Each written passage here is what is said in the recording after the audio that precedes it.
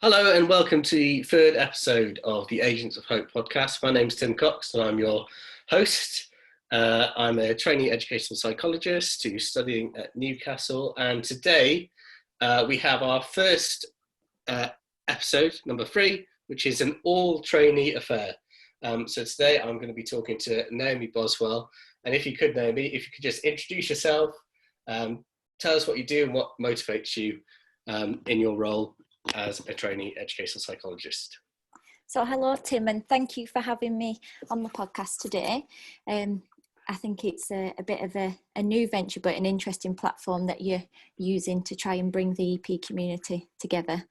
And I'm quite glad of it, really, because I think at the moment we're all working at home and feeling quite remote and maybe a bit cut off from things. So it's nice to listen to other EP's ideas and really have the opportunity to think about our practice and stop and reflect for a little while. So as you said, I'm a trainee educational psychologist. I'm training at Manchester at the moment. And really I started life in a little village in the northwest of England in Lancashire.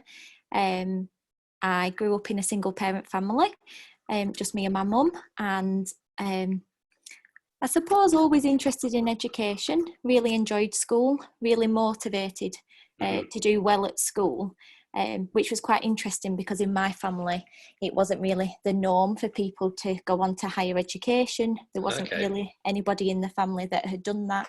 My mum got a couple of GCSEs and then that was it, and went straight into work. So it was a little bit new, but I think from very early on, I knew that that's what kind of drove me, that idea of learning, the idea of just finding more out about the world. I think I had a lot of questions. And so at the age of 11, I decided I wanted to go to the grammar school, even though my mum wasn't keen on it. But I argued my points and decided that's what I was doing, even if that meant not being with my best friend, and carried on, and then went on to study psychology after studying it at A-level, and thinking this is the bit for me. I suppose I had a psychology teacher who, no matter what question I asked, it wasn't a silly question.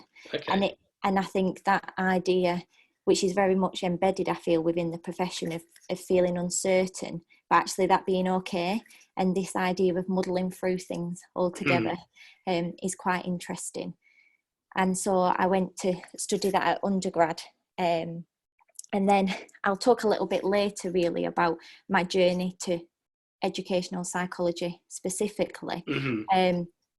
But I started working in a residential setting with children with autism after a family friend was diagnosed with autism at a young age. And I think that really, again, sparked that interest in why do we all develop differently? What is it that makes us different, and how do our stories develop? And it was interesting to hear in the other podcast you talked about narratives and community and how that plays a part in you. And I think when you started this podcast, I'd never really thought about us being agents of hope.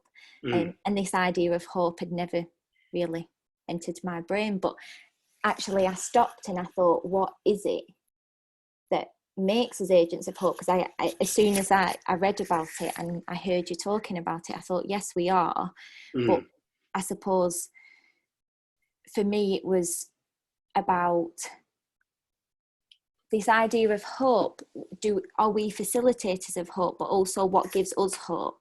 What is it that makes us be okay with that sense of being uncertain and keeps us going to work every day and keeps us going into very difficult meetings and working in challenging situations? So that resonated a lot with me. And then also this idea of community. I think I always say I'm a village child, which is no disrespect to my mum, but in our community, it was, you were a part of every family. Your family wasn't really just your blood, and that sense of community is something that I always find to have a big impact, both for me and how I've grown up, but also for the children that I work with in schools. So I think the podcast in itself have opened a lot of doors for me and a lot of questions, really. And kind of really what's made me who I am now. and what made me take all those decisions to lead me to where I am. Yeah, I mean, it's a really fascinating to hear you kind of talking about that kind of journey and the kind of the constant steps into uncertainty that you've taken, and like the courage that kind of must be behind that in it. And what you know, what do you think it is about perhaps that experience of being a village child, or being from a family which perhaps doesn't have the kind of, I guess, your kind of wouldn't have thought that you'd become a doctor in educational psychology, I guess. Yeah. Are you, I guess it makes me wonder whether you're doing something in spite of those circumstances, or just because you want to represent that difference in UK society. I think it's probably a little bit of both. And I think part of me, when I reflected on this the other day, I was thinking very much, actually, because I came from a single parent family, that gives you a lot of responsibility often, because it's less of the adult-child dynamic and more that actually your views are very much respected because you're more of a team, perhaps, or that was my experience of it anyway. And I think that gives me the, I suppose, the position in which I felt comfortable in having a voice. And I didn't feel afraid of having an opinion, because at home my opinion was very much respected. So that was fine. And I felt happy to challenge maybe where, and make decisions really where I perhaps wouldn't have had the opportunity to make those decisions, or other children might not have had the opportunity. But also I think you're right. And in terms of, do I do it to represent a different kind of community and a different kind of profile within the profession? Well, actually, I think I reflected on that also when you talked about narratives. And as a trainee, this is something I really struggle with. And I think you spoke last week about how whether we are the expert or whether we aren't. And I think as a person, you hold lots of different narratives. So as being a trainee that has come from that environment, it's something that wasn't expected. So at home, it's very much bigged up. Oh my, you're doing a doctorate, you're doing this, and it's very important. But then actually you walk into a meeting and you want to seem like everybody else, and you perhaps don't want to be seen as the expert in some meetings, and you want to instead give a contribution of psychology, but you don't necessarily want to put yourself on that pedestal. So again, there's that conflict already from what you experience in your home life to what you experience at work, or perhaps the kind of message that you want to give off to people. So you have your internal kind of ethos and what you want to be about, but when you're put in different situations, you might feel that that's conflicted a little bit. So yeah, I think it's quite challenging, but it's something that I'm trying to learn and work through and decide, really, is it okay to have different narratives in different contexts? And how do we manage that to feel happy with it and not feel so contested all the time? Yeah. I think that definitely resonates with me. I mean, I think it's that constant tension really between like being useful and being humble about what we do, and how you can affect change and all of those sort of things, and also that knowledge that what we're doing is really nuanced and complex. So we do need that humility. And yeah, I mean, yesterday I put out on Twitter something about the importance of patience with education. And what that entails, and there was kind of quite a lot of kind of comeback about kind of openness to not knowing, and that's something that's you've just kind of talked about when you're introducing yourself. There is that kind of that comfort with not knowing is perhaps what defines part of our profession, and that's I guess that makes us relational and accessible in a way. And I think that's two themes that really come out in the first two podcasts, is like the importance of listening and the importance of kind of our relational position with, particularly, I guess we're talking about people in consultation and and kind of systemic work. So you talk about staff and having that kind of that kind of way of working with people all of the time, as a like a key feature of what we do. Yeah, and I think actually, coming back to what you're saying about working with staff, I think again there's another challenge there, because you might want to really work on that relationship, but sometimes because of where staff come from, they might be in a time where they're feeling not okay about things, feeling like they're in crisis, and so perhaps they then give you that narrative of you're going to come in with the magic wand and you're going to save us, and you're up there again on this pedestal, when actually you want to be there to develop that relationship and work collaboratively, and that can be a little bit more difficult. Yeah, and it's something that when I was writing the kind of Agents of Hope paper, I can't remember exactly the psychologist who talks about it, but he says when EPs and psychologists present themselves as having the magic wand which is going to fix something, that magic wand very quickly becomes a beating stick if we can't do it or we can't sustain it. So yeah, having those ways of being with staff and working through a process, I think it's really important. Yeah, and I suppose that comes back down to, again, help making yourself relatable and having that openness. And I liked actually last week you spoke about how we might do that and just being open. And so I always talk about, I don't know, being late for work or the traffic in the car, and I suppose until you're willing to share your kind of story with people as well, then they don't know where you're coming from, and you can't build that relationship as effectively.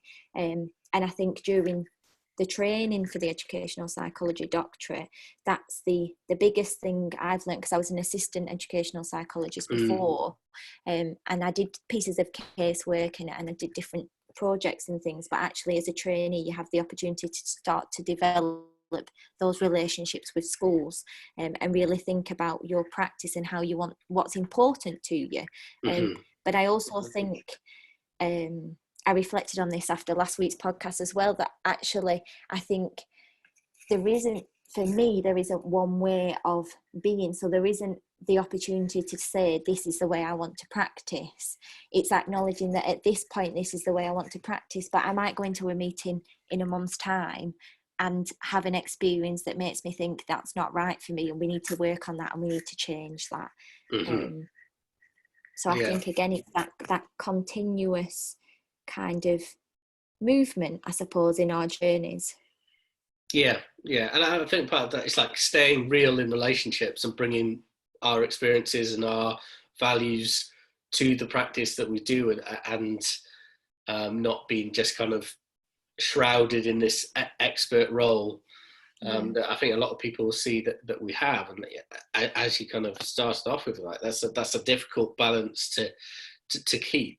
So I guess we're kind of we're circling like the main thing that we wanted to talk about today, and that is co-production. And this is like something that I understand that you're looking into, researching at the moment. So can you tell us a little about what co-production is? Because I think I know, but I'm not entirely sure. Just tell us what it is. I think you make an interesting point in when you say you think you know, but maybe you're not sure, because I think that is the case across our profession, but also across all sorts of professions that are working with service users of all kinds, whether that's adults or children and young people.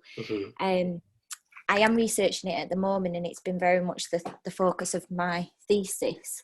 And I suppose for me, co-production is how we involve children and young people in a way that's meaningful for both parties. Okay. In a way that starts at the very beginning. So we don't come with something and try and engage them, but actually we ask them, what do they want to focus on? And that doesn't mean we can't contribute our own ideas, but it means that we value them at every point in the journey, I suppose, as you create something together. And and I've been trying to get my head around a little bit around what's the difference between participation and co-production, because I think actually sometimes co-production isn't always achievable, particularly within educational psychology and different services with financial pressures and resources and different types of things. But actually, does that mean that we shouldn't still provide those opportunities for young people to participate in things that we think might be important to them, or at least give them the opportunity to say whether they want to be part of whatever it is that we are looking at? So yes, it's quite broad. Yeah, I mean, like, I think that it's like a really important thing to think about, because I think it's certainly like an espoused bit of my practice, but I think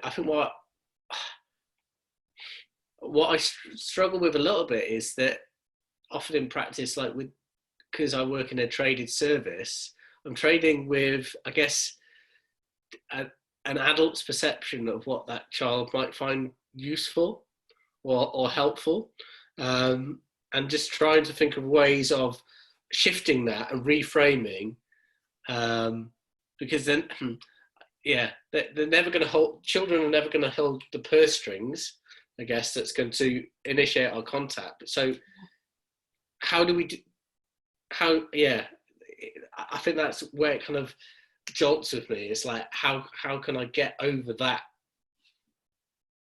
I think you make a really valuable point, and I suppose part of my research looks into that. How do we as educational psychologists involve children and young people, and how can we?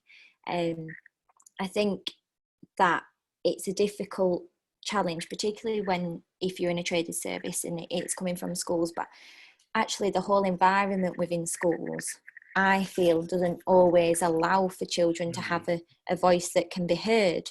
I've just been doing some research recently around a systematic literature review, looking into facilitators and barriers of co-production across education, health and care. And interestingly, there isn't a single paper that I could find where there was any co-production with children and young people in education. And this idea that actually, what is education? And I think education comes from like the Latin word, I think it's called educe. I can't pronounce it very well, but it means that it's that collaboration of knowledge. And I suppose we have to think about, is education a teacher stood at the front delivering knowledge that the children have to soak up and use, or is it actually that collaboration where you learn together and you're in that learning journey together?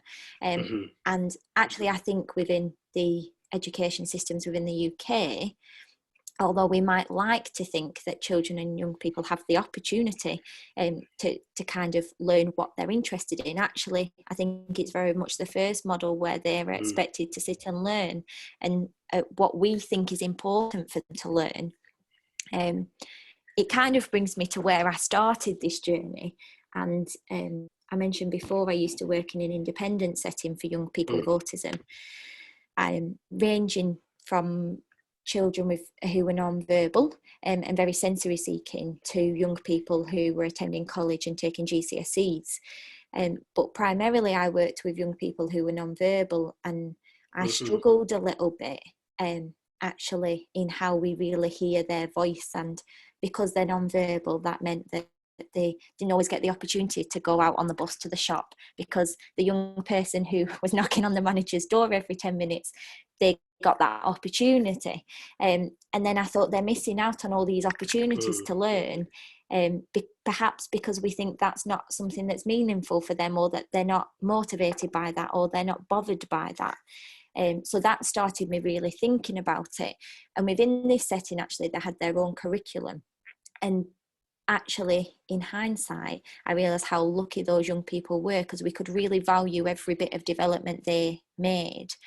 Whereas I then went to work for a local authority special school, and we were trying to still put children in boxes and say what was meaningful. And actually, they were demonstrating that children weren't making progress, but not actually acknowledging that that child had been able to come into school every day, and originally they weren't able to. So I found that quite difficult. And I think really that's where I started to think, I want to change people's perceptions on what is meaningful and what is valuable. There is a man called Peter Vermeulen who is quite big in the autism field, and he talks on one of his podcasts on YouTube about what is meaningful and how can we make a kind of behaviour meaningful to society if that's what we have to do. Yeah. So if he talks about a young person with autism who likes smashing bottles on the floor because he likes the sound of it, but actually could they go around the community collecting bottles and putting them in the recycling so that it's helping the community? And I suppose it's just that idea really sparked how actually as educational psychologists we can broaden people's understanding of what's valuable, and just because it's not valuable to me or to the teacher in the school doesn't mean it's not valuable to that young person, and we kind of have to acknowledge that. But that also brings attention as well, because I find in reports we might be encouraging young people with autism to spend time with peers and practice turn taking, but actually if they don't want to do that, how do we know that they don't want to do that or they do want to do that, and why are we saying that that's meaningful for them? So I'm not saying I've got the answer on that kind of area, and I'm not certain on it, but I think, as I said before, this idea of being uncertain, I think the further I go through my career or my learning journey, the more questions I have and the less answers. But I think actually that's quite healthy. Yeah, I think like it's making me think of, and I mean, it's making me think of the opportunities that we have, and I'm thinking kind of primarily in the work that I do.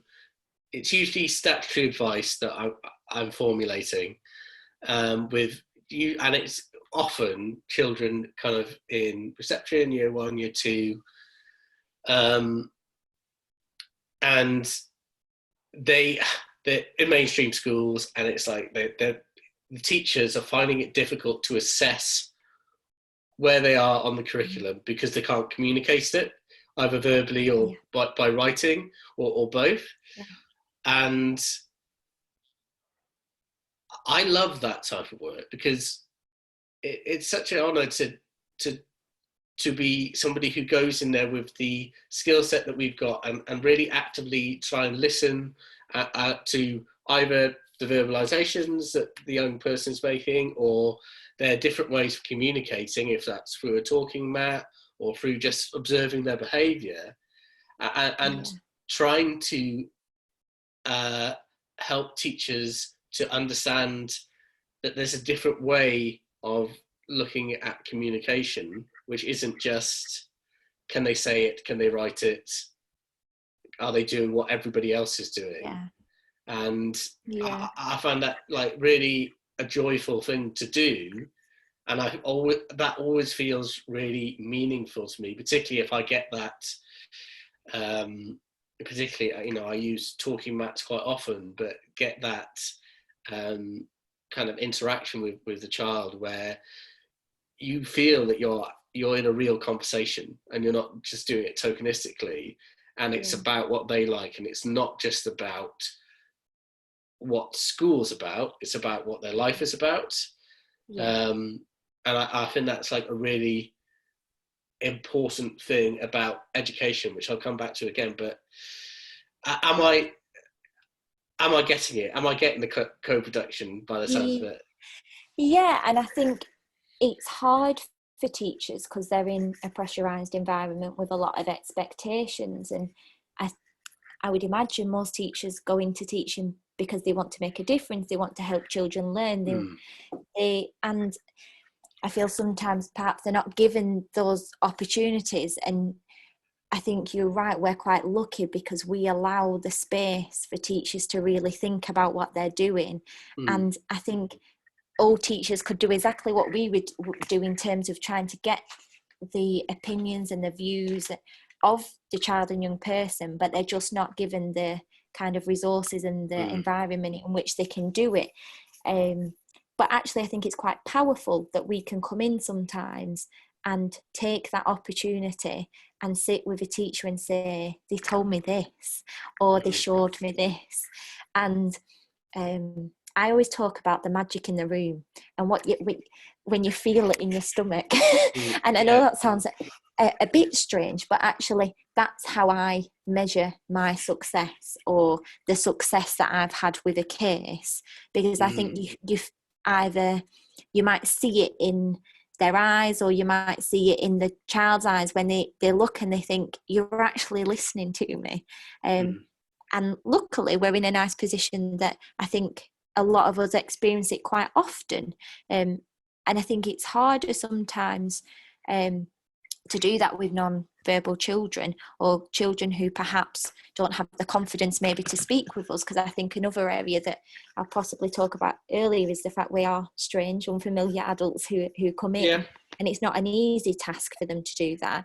But I think we bring a lot of resources and skills in still being able to provide that opportunity in a non-verbal way. Yeah, absolutely. And I think it's that, we do need to keep mindful of what you say about, like, teachers don't want to not listen. It's just they're listening to perhaps 25, 26, 27, 32 children who are all vying for attention and have these learning goals to complete to an age-related expectation, whatever that might mean. And it's a difficult job to do that. So maybe just, I guess part of our role is like, listening to what those children who might find it more difficult to communicate might be saying, but also to provide the tools for which other people could help them to have a voice. And I think that there is, suppose we have to acknowledge that it's quite a scary and daunting prospect sometimes, because adults are adults and children are children, and historically that's the way it's been. And children are supposed to listen to adults and do what they say, and it's quite new territory. And I did some research last year around professional views of co-production and what they feel about it, and not only were they not really sure what it was, but actually they weren't sure how to do it. They weren't sure that they had the systems, the mechanisms to do it, whether that was having the resources, making it accessible for all children, not just one particular kind of demographic of a child. Actually, the need as well of leadership, and for it to be embedded within systems rather than it being something we're trying to do on your own. And actually I think that really highlighted to me that it's a struggle, is co-production or participation, however you want to address it, that actually it's that kind of uncertainty again of trying something new. And obviously there's all this legislation that says this should be part of our role, and not just our role within care settings and within health settings, but actually there's no guidance. There's no guidance on how you do it successfully. And I think that's why you have to rely on that gut feeling of actually there was something in using that. And that brings me to another tension that I've had as a trainee, in this idea of us being scientific practitioners and evidence-based practice and all of this kind of aspect of our role, which I very much agree with, but also I agree with practice-based evidence and seeing what works, and not being afraid to take a risk, obviously as long as you're doing it with the best intentions. Because actually sometimes that's when you really start to learn. Yeah, absolutely. I think it's I mean, there's the evidence base, the psychological evidence base that can be applied to a situation, and maybe that's helpful about formulating what might be going on or what the solution to something might be. But there's also there's the evidence base for what are the experiences of that young person or that family or that teacher, and we have to weigh up what psychology is telling us with what the context is telling us, and that kind of idea of kind of pragmatism about, truth finds its worth in, ideas find their worth in like the action that they kind of lead to.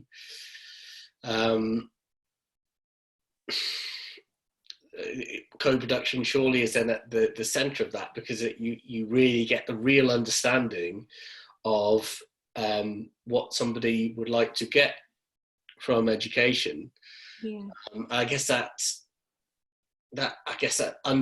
value underpins my practice, and I guess my view of pedagogy, or what education is about. I guess because before, I can't remember what exactly I read Paulo Freire's Pedagogy of the Oppressed, but basically he argues that we shouldn't rely on banking forms of education like we have as a society, funds of education that we can transfer into students.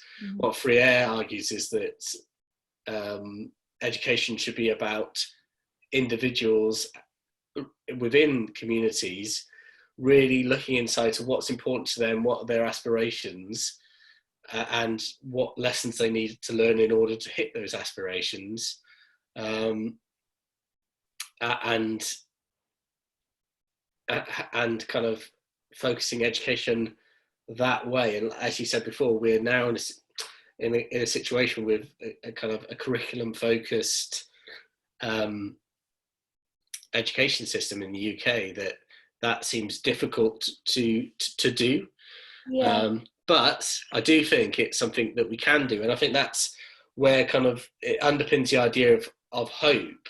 And Joe Taylor was talking about like the authenticity of hope, like coming in and asking the questions, listening for the hopes, and then I argue about like trying to galvanize education professionals and families behind those hopes.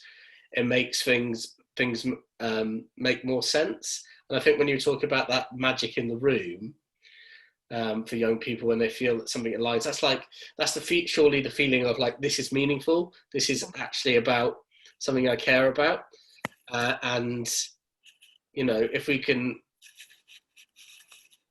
make situations where that can happen more often for us and for the people we're working with, then I think our profession becomes really valuable in what we do, because it's centered around that co-production of hope. Yeah, and I think one way that educational psychologists do that quite often is through things like person-centred planning meetings and paths. And I know this year within my practice I've really tried to drive person-centred planning meetings, but again it comes back to that relationship with your school and ensuring that they have that trust in you, really, because I don't think within a lot of areas that's common practice, and it can seem quite daunting, but actually I think a framework that allows everybody else to see that magic. And I remember the first one I did with a particular school, straight away they said that was brilliant. Can we do that again?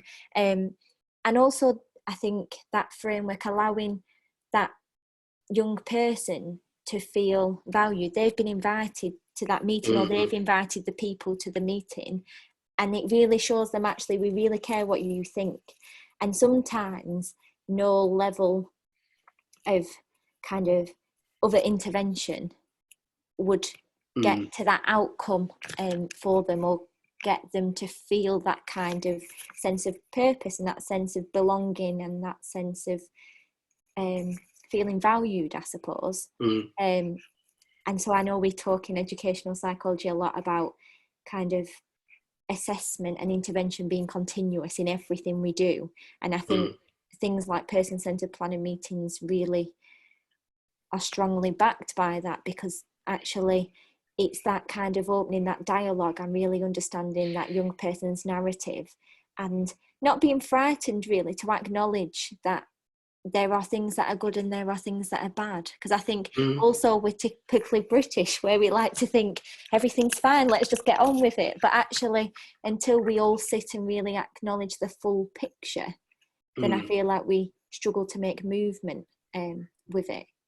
Yeah. I mean, I've been thinking about that this week, about like about the purpose of education and how that interacts with kind of personal, authentic hope. I think I'm kind of drawn to, and if I can bounce this idea off you, I guess, is that like if you think like what's the most successful book and film series of the last 20 years, certainly of my kind of young adulthood and youth, that's like Harry Potter. Mm-hmm. Right, this is a book that's about going to school. Yeah. And it's like obviously it's magical, and like Hogwarts is a school you want to go to. That's kind of a sort of meme of our generation. But like, why is that?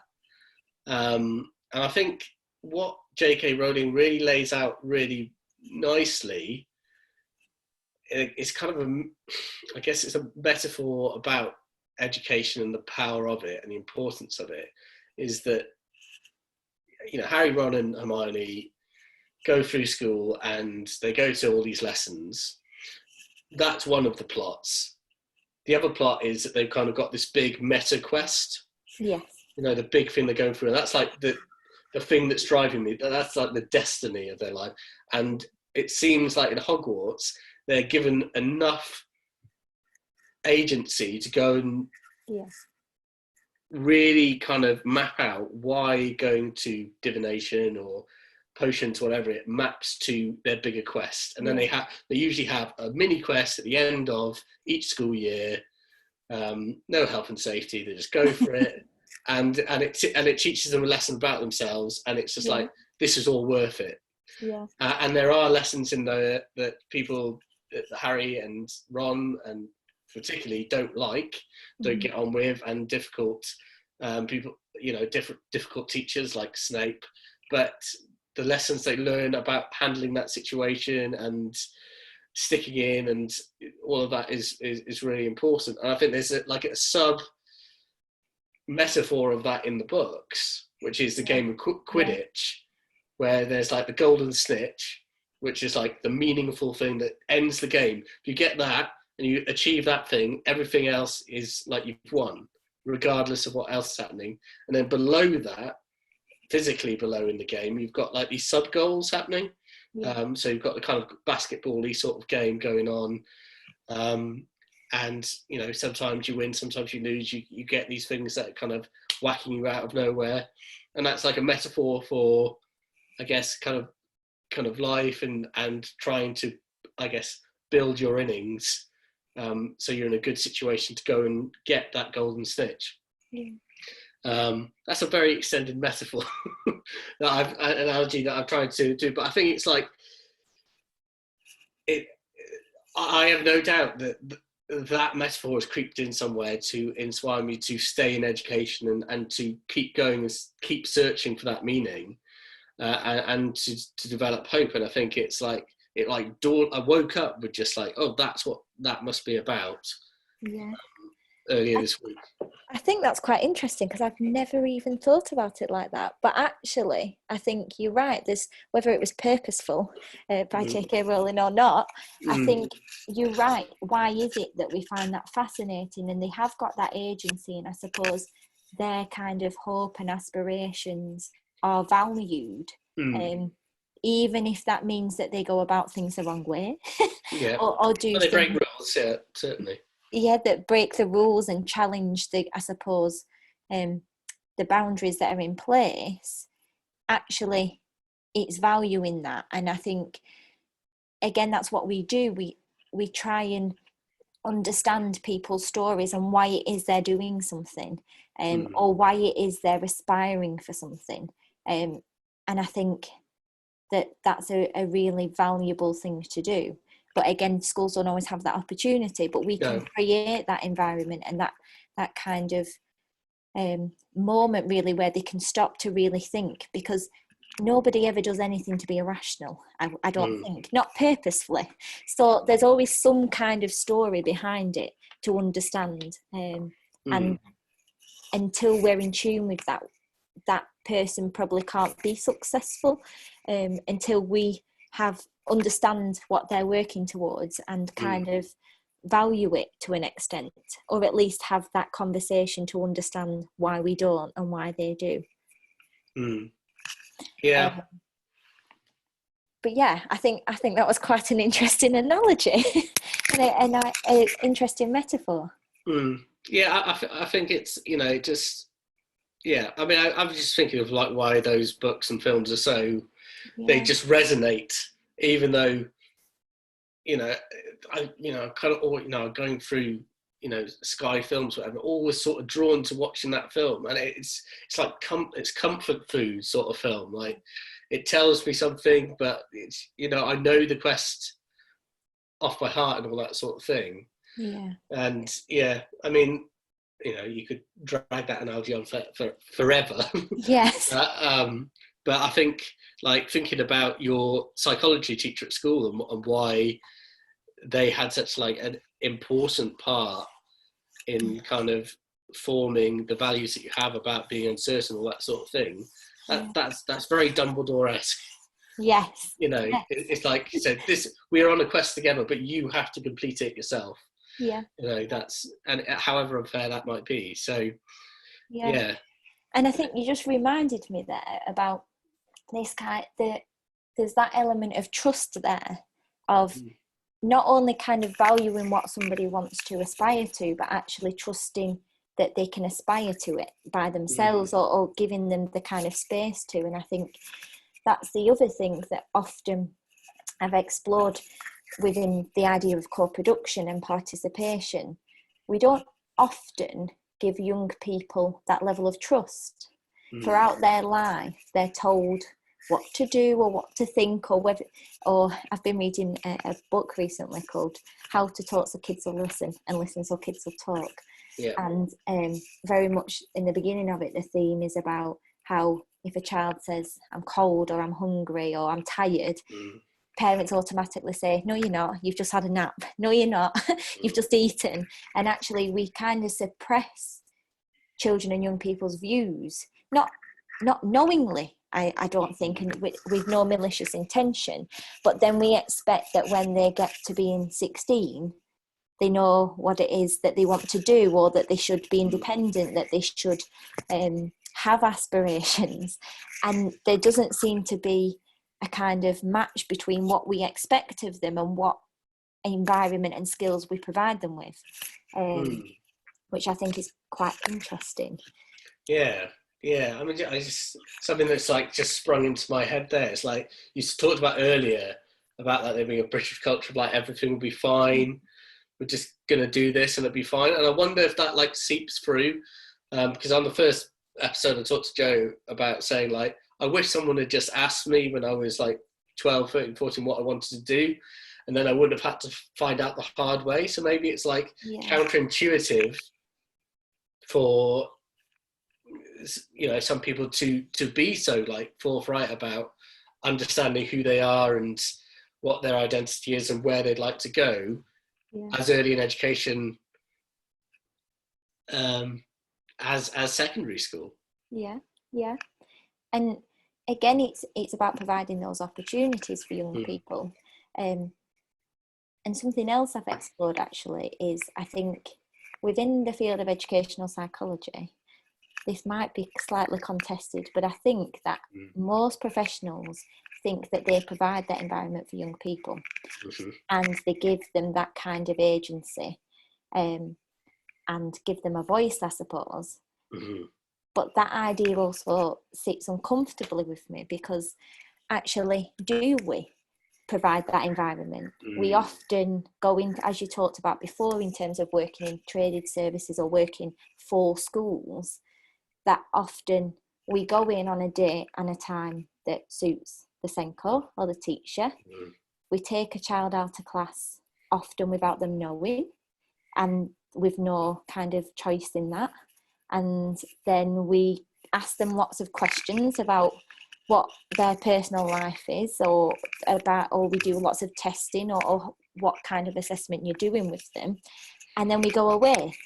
And I think sometimes, although we feel that we provide a nice environment, perhaps that we don't, which is a little bit linked to my research at the moment. I'm working with an educational psychology service to develop their service from scratch. And we decided that to do that, we would ask young people if they wanted to be part of that. And I suppose that's the first step, because there's this other idea within co-production that actually that might not be of interest to the young person. So at that point you stop, because they're not interested in that. But actually young people were, and they shared their ideas with us about what would be important if they were meeting an educational psychologist or any kind of professional that might work with them in school. And young people said they would like to know about us. They would like prior warning. So something I do in my practice is I have one-page profiles. I have one for a child, one for a young person, and I send them in advance. And I ask a key person to go through it with the child. It's got a picture of me on and a picture of my dog and what I like, what I think I'm good at, and also what actually I'm trying to get better at, because I think we have to acknowledge our own flaws as well, and explaining about my role, because I think often we don't also seek consent properly. We might say to a child, oh, do you want to play some games? But actually, how informed is that? Do they know who we are and what we're doing with that information? And how do we communicate that to them? So is the one-page profile something that you've just kind of created, or something you've seen? No, we had a session at the university around kind of how we introduce ourselves, and it was something that was shown to us. And interestingly, still not many of us took it on. It's something I decided that was important to me. But since then, I've had placements in services and shown people, and actually they've felt very uncomfortable by it. And in the research I'm doing at the moment, it's continuous. So we are meeting with EPs and young people together, and we're sharing these ideas and we're working through them. And what educational psychologists were saying, some people felt that it overstepped boundaries, sharing that kind of information, or it might lead to difficulties if the child has particular issues around attachment. But then I think actually, if I was a young person, would I want to know a bit about the random person that's just taken me out of class? And I think I would. And so we did trial it for a short period of time. And actually, what was interesting is educational psychologists had a real kind of 180 turn on how they felt about that. So one educational psychologist said to me, I asked my children, would they want to see something like this? And they'd said yes. And then she said, and then I actually used it with a young person. And she said, and I saw the value in it, because actually they came in and they were confident and they knew who I was. And often I have children come and say, oh, you've got a dog, haven't you? You're the lady with the dog. And I think just giving that kind of opportunity to build that relationship a little bit more effectively, and stop that young person feeling scared and nervous about what it is that you're coming to do, because I don't think any of us wish harm on working with young people, but actually do we harm sometimes by not really thinking about our practice and what we're doing. I mean, it's made me think whether I work in like a patch, quite a small patch of schools. I got like 5 schools that I work into, which I'm aware that's quite a small amount. But I do like statutory advice in other schools. But I'm just thinking, there might be, maybe I wouldn't send a one-page profile to every child, because how accessible that would be, how relevant, I don't know. But certainly, like, I'm in the schools and I'm providing psychological advice and services in the schools. A lot of the primary schools have a lot of wall space, and maybe just saying, this is Tim, he's the educational psychologist, like, these are his interests, and like, this is what his job role is, in a way that's accessible, might be like a really helpful starting point. Because I do agree that, like, we try not to be intrusive, and I guess the way that I balance it is just like, well, I am going to try and be as helpful as I can. Yeah. And like that balances out whether that's take them out of their lesson, etc. Mm-hmm. And I try to do it in a shorter amount of time in a way that's I've explained why I'm doing it and what I'm doing it for.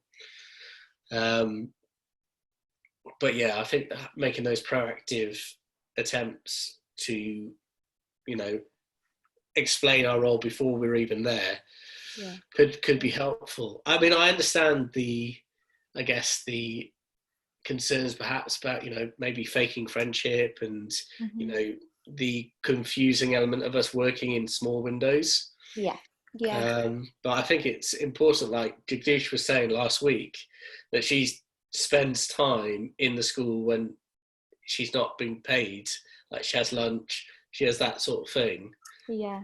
And just maybe spending that time outside working with the Senko and then go straight to the child, or that, you know, being present in the yard or wherever it is and answering questions from children. Yeah. I think probably a helpful starting point. It was interesting what you said about having your picture on the wall, because there was lots of ideas that young people gave us about whether we are with the staff, because often you walk into a school reception and it's got pictures of all the staff. And if you were regular contact with a school, you could be included on that. Or I've known EPs who have had kind of a bit on the website, a section on the website to explain who they are. Okay. We talked as well about assemblies. Would it be helpful to have a school assembly and you go and you explain a bit about your job and what that means? And that linked to kind of this ethos of young people saying to us that when I'm taken out of class, and these were young people, like teenage years, who said that they feel that there's something wrong with them. And then they have to explain to their friends why it is that they had to go out and see somebody. And how we can maybe develop a narrative that it's not necessarily that something's wrong, but about making something better, and trying to make progress, and how we do that, and how we make us accessible to more than just the young people we work with. So one young lad said to me, well, when it's our GCSEs, can we not all have the option to come and see you and think about our learning and think about how we're doing? But again, that comes back to also young people's understanding of who we are and what our job is.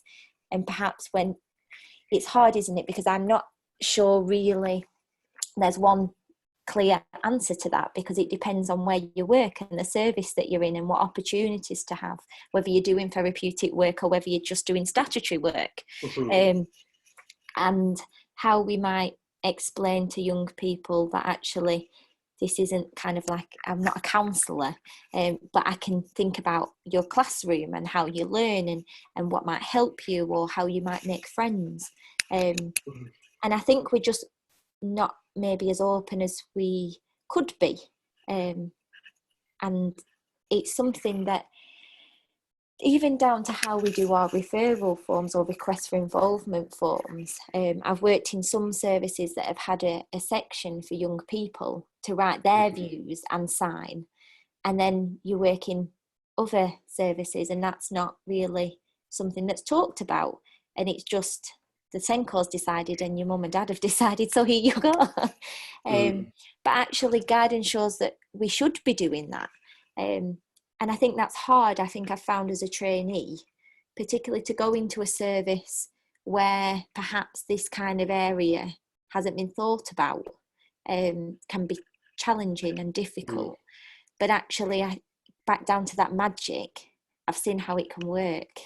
So that keeps me motivated, actually, maybe to have some tricky conversations, or maybe just to say, this is how I'm going to practice. And maybe it's about showing other people that magic so that they can see actually, or that's part of the reason I wanted to do the podcast today, because I think if I can make one person stop and think, oh, I haven't thought about that, then, and it's not that there is answers, because I think we have to keep learning on this journey, and co-production is something that people don't really know about or feel uncomfortable with. And to be honest, I felt, if you'd have asked me back in last July, I would have felt very uncomfortable about it too. But I think you've just got to be daring to take a chance and to really listen and to think about how we seek information from young people, how we provide the opportunity, but also how we feed back to them as well.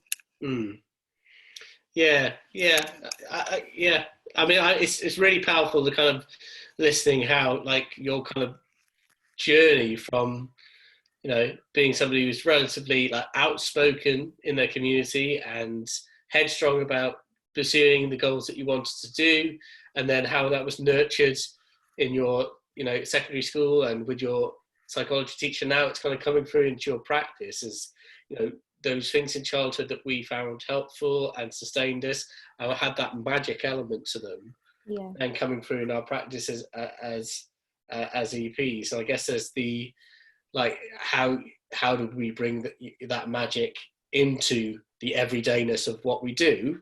You know, it is a job. It's a great job, but it's a job.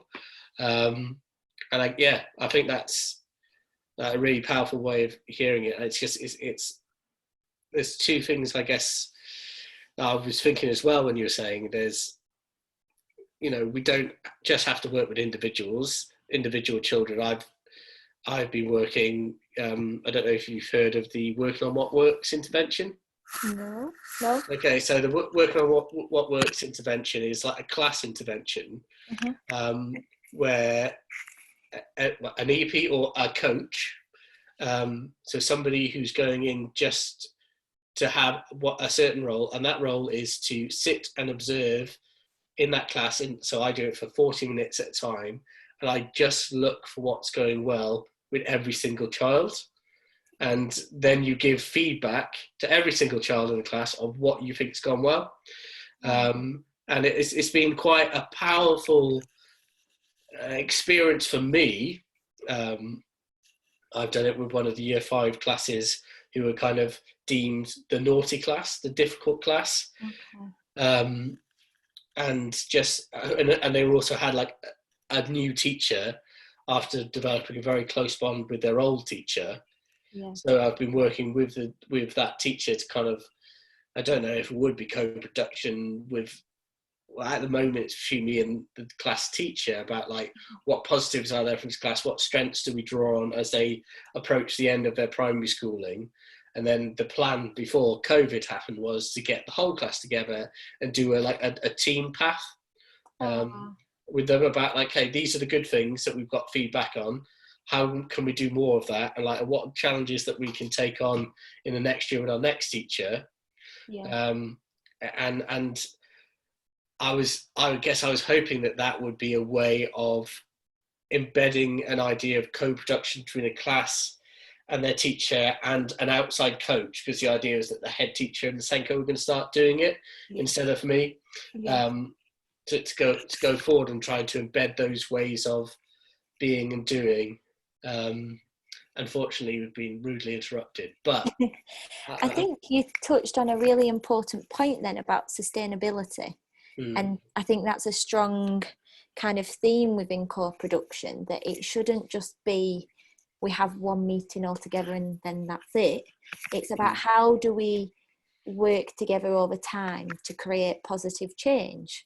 And I think it was a lovely example that you gave, and something I've not heard about but I'm quite interested in terms of how do we, I suppose there's a lot of learning within that for the children, for the teacher, and then you're creating a system that can continue to create a more positive ethos within the school. And I think that's what co-production does. It touches on more than one element continuously to create that change, which is quite nice.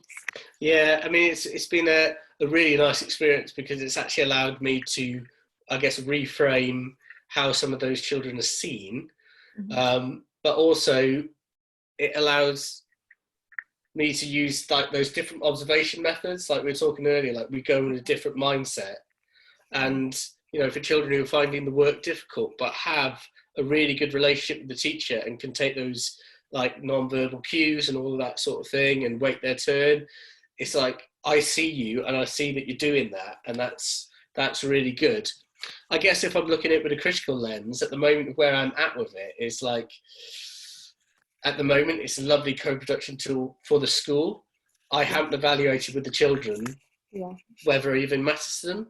I guess I've evaluated it within personal relationships with those children, because they all come and talk to me. They'll talk to me about the intervention and all of that sort of stuff. But I haven't done like that kind of the outcome, like how does this link to what they think specifically. So it's something I've got to think about going forward. And the intervention, work on what works, it really, if you're doing it in a purist form, it's just giving the feedback over 10 sessions. I think to make it sustainable, you do have to put it in something else, and a path for a planning tomorrow's hope framework helps do that. Yeah, and I think you're right, but actually hearing you talk makes me think that actually those children probably do value it by keep coming to talk to you about it, and to keep, and I suppose it comes back to that, how are we measuring outcomes again? Does it have to be done explicitly, or again, is it that kind of moment where a child says to you, actually, this was really good, or seems pleased with what feedback you give them, or is it that moment that's the success? But it can be quite hard in a role where we're supposed to quantify and kind of have really clear outcomes. Yeah, I mean, for me, the outcome's the process. Yeah. If the process is repeated, that's the outcome. And it's about kind of honing those things over, short periods of time and building up for it to be a habit. And I guess I frame that's like, well, it's like hope. It's like establishing like those goals and different ways of working towards them, and feeling more confident as you go and you work through that process over and over again. I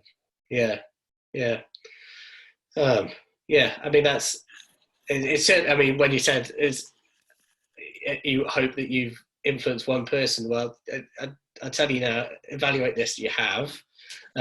Certainly about kind of presence in schools and explaining roles. Like, I'd never even thought that's part of co-production, but that's been really helpful. I was wondering if I could move us on to a question. Of course you can. If that's okay. And it's a question, I'll just go get on my phone, that I've had from Anna Sargent, who's at Newcastle TEP, working in the Northwest. Where is it? 1 second.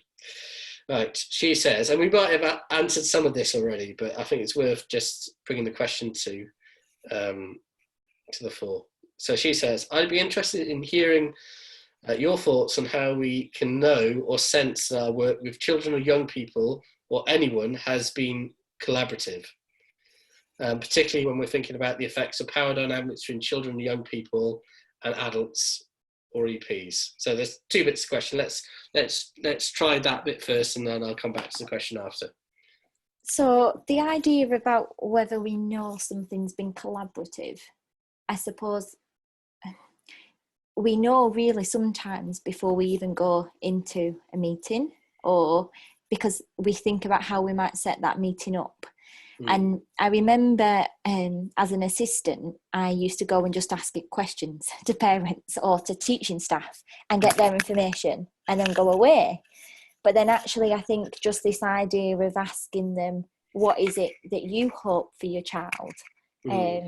Or what is it that you want from this consultation makes it collaborative. And we can do it in really, it doesn't have to be this whole big thing, just them 2 questions might make it seem collaborative. But how we sense it, I think, is how we get feedback from the people we are working with. So I always like to ask at the end of my consultations, how was the experience for you? Do you feel that you were listened to? Do you feel that we have created outcomes that represent your views? I suppose we do it in the way that we really reflect back what we've heard. Did I hear you correctly? But I think it's daunting as well, this idea of how we might generate outcomes with other people, because again, that comes back to this expectation that we're the person that's going to bring the advice. But actually, is that important?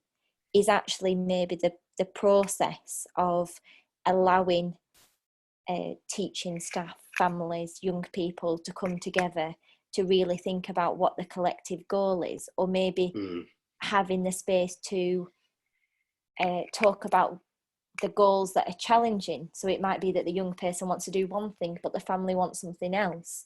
Is that really the collaboration, and is that more meaningful maybe than us going away to give advice? I'm not quite sure if I am answering, but it's just things that I think about. Yeah. I agree. I think I've had like the PATH framework is like a mainstay of my psychological practice, and I've been on a bit of a journey with it in terms of what's collaborative and what's not. And I do use it in quite a lot of my casework at some point, but I always used to start with it. And depending on the referral, I'd kind of decide who I was going to start it with. And that was often the parent and or the child. And I think collaborative, what my experience of that is that I do this lovely framework and say, oh, this is great. These are our goals. They're, it's good hope. It's realistic. It's clear-sighted. It seems reasonable that we can break it down into sub-goals as well. But I left the teaching staff out of it. And then when I brought it to meetings, it was just like, well, you're just springing this on us now. And, it's not collaborative with us, although it is co-production with a parent or a child. So it's just like, I guess timing the co-production is really important, and understanding those dynamics and how you can still understand those dynamics and understand where they're coming from, but really try and use that idea of co-production or hopeful practice to galvanize people behind that one big goal, like you're saying. Like knowing when to time, that's really important, and part of that is knowing the situation, knowing the context, and knowing what's going to be valuable. And I think you're right. I think it depends on kind of what came across then is there was collaboration, but people feel left out. But I suppose that comes back down to the expectations of the school and kind of the motivation. In some of my casework, it's very clear that we need to start with the young person. And so usually in my secondary work, if a child's stuck, I've had a few cases recently of children struggling to attend school, and I think, well, nobody else has the answers, so let's start with the young person. And I think another part of it for me is explaining my rationale for choosing things. But wherever possible, I try to bring everybody together. But then equally, sometimes a young person doesn't want to be part of that. So, but if you ask them and give them that opportunity and talk about how you might feedback from that meeting and what they want to be shared at that meeting, that can be quite helpful. But I suppose maybe the sense is, I was going to say originally that everybody is happy. Is that, or leaves feeling hopeful, perhaps, or leaves feeling that there's been some kind of understanding gained or some progress made. But actually sometimes you might feel it's better to collaborate with somebody else, and it might cause a challenge like what you just described then. But I suppose as long as you've gone in it with the best of intentions and the rationale, and if you can explain that, then it's still a positive collaboration. I think collaboration, like multi-agency collaboration, or even just collaboration within a school, I always come back to the idea of like containment, like being understood and responded to appropriately. That's important, like being with people, and if people can come out of a meeting and feel I've been understood, I've been listened to, and I've been responded to appropriately. And I guess the third part is that, and now I know there's a bit of action that I can do, which is goal orientated, and it's working like it's a common goal that everybody has. We're on a similar page, or at least in the same chapter, if not on the same page, you know, and we can work towards that. You know, that's good, because it leads to more conversations and more reviews about what helped, what didn't work, and all of those sort of things. So I think that's an important part of collaboration. As you said, it's like setting that sustainability by modelling it, even if we're not there. Yeah. And I think that's what I've realised as well, about the moment you ask for a parent to be invited to a meeting, or a young person, the moment you're setting your expectation of what collaboration is, and what's important. And equally, schools might not always value that, but perhaps that's the conversation you need to have. And I remember recently I did a cognitive assessment for a young person, and I set up a joint feedback meeting with the parent. The young person wanted to sit in, and lots of members from the secondary school. And after the parent left, the school were like in shock, saying, well, why was the parent here and why was the young person here? And I suppose we had to have a conversation about, that's their information, that's their family, that the information is theirs really before it is yours. But it's quite difficult to have those conversations. But I think once you do, then there's that kind of greater understanding about how collaboration might be beneficial. And I'm not saying that it always is, because it might not be. But I think once you have that rationale and you've made it clear, and then when people see it or sense it or experience that progress, that's when you start to know that perhaps it's working or having an impact in a positive way. I think I agree. I think it's that, just it's making the two systems work together, of like, what is this young person's life quest, and what how can education help with that? And once both those two people understand that the person in the institution works out that they can help each other to both achieve their goals, then it's an easier conversation about, okay, what next? And I think that comes back to like why I came up with hope as the common thing. We're both going to have, teachers are going to have hopes for that child, even if they're role based, and the child's going to have hopes about their life, and some of that's going to be in school, and the parent can support both those processes. I wonder if there's something in it as well, that actually perhaps when we experience challenge in collaboration, it might be when people don't have hope for change, or they don't have this, they don't feel they have the resources or the systems to support that change. And maybe they're feeling quite fearful as well, I think, in a lot of schools. And I think with a lot of professionals, they worry that if we ask children and young people what they want, it'll be something that is unachievable, or perhaps they feel like they're creating an environment that is solely positive and not realistic. And I think I just try to be mindful of, although I have quite a positive perspective on collaboration, participation and co-production, that actually the circumstances where perhaps it won't be as positive, but also not everybody has that experience. So I have to try and understand where they are. So it can be quite frustrating sometimes, but it's just something I try to be mindful of. Yeah, definitely. I think certainly collaboration can be frustrating and difficult, but I think it's, again, seeing it as a process, not an event, is really important. And I guess something that I've just kind of come into my mind there is like, part of being able to be open to collaboration is knowing who we are and valuing that, and valuing who other people are, and encouraging them to be aware of their identity and how that impacts on the collaborative process.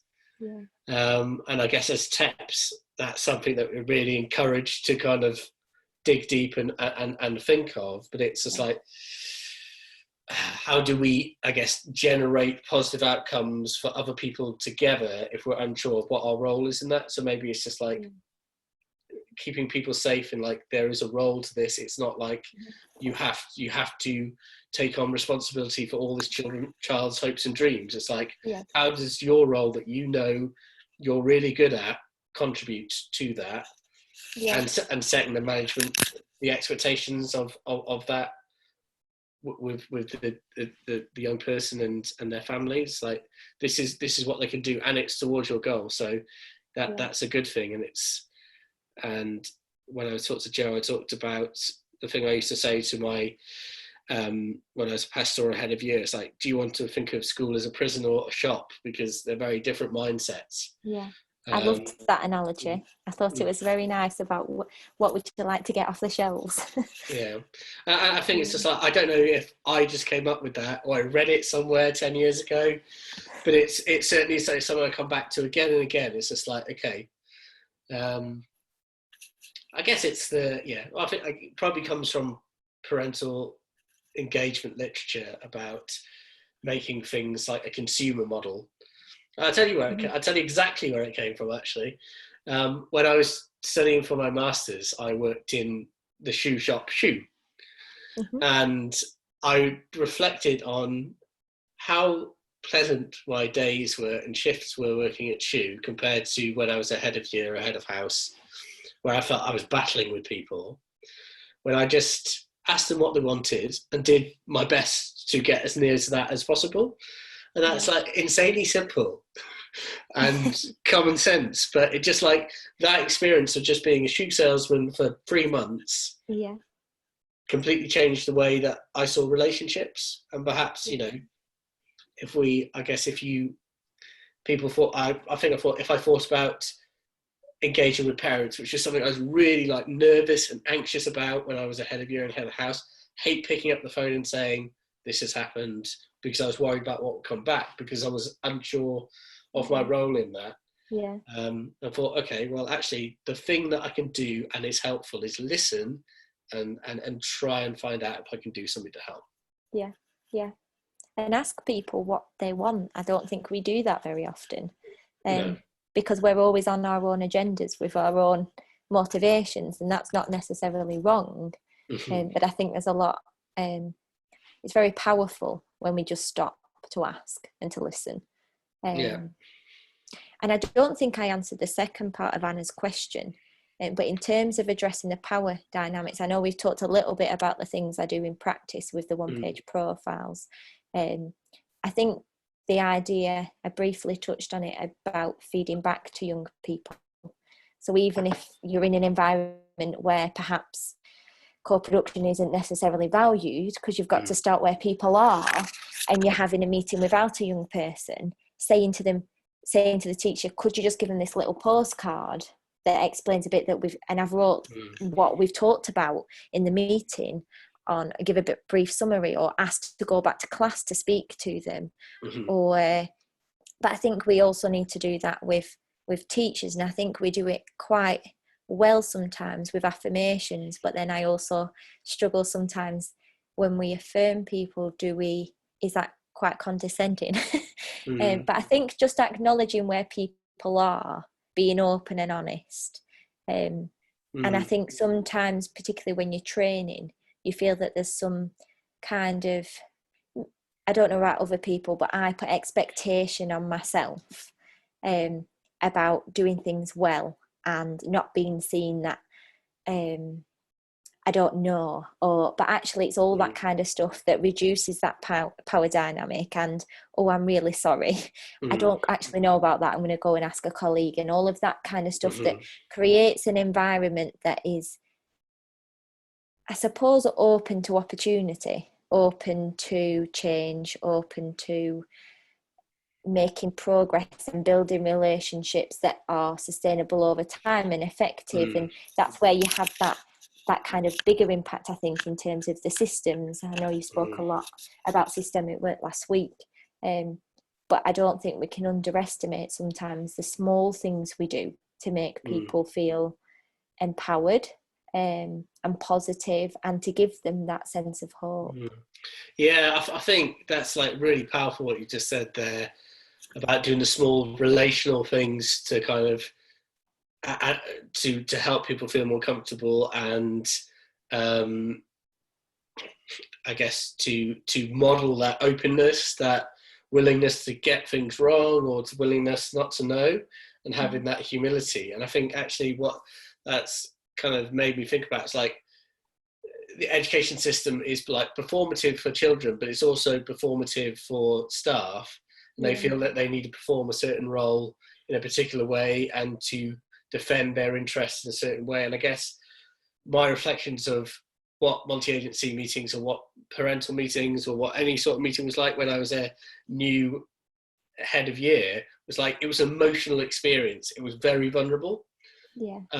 And I guess the power dynamic, that is the thing you pull on when it's like, that's the shield when you're feeling threatened by not understanding, being seen as not knowing, being seen as all of those things. So yeah, I think it's really important that we just do help people to think relationally, model that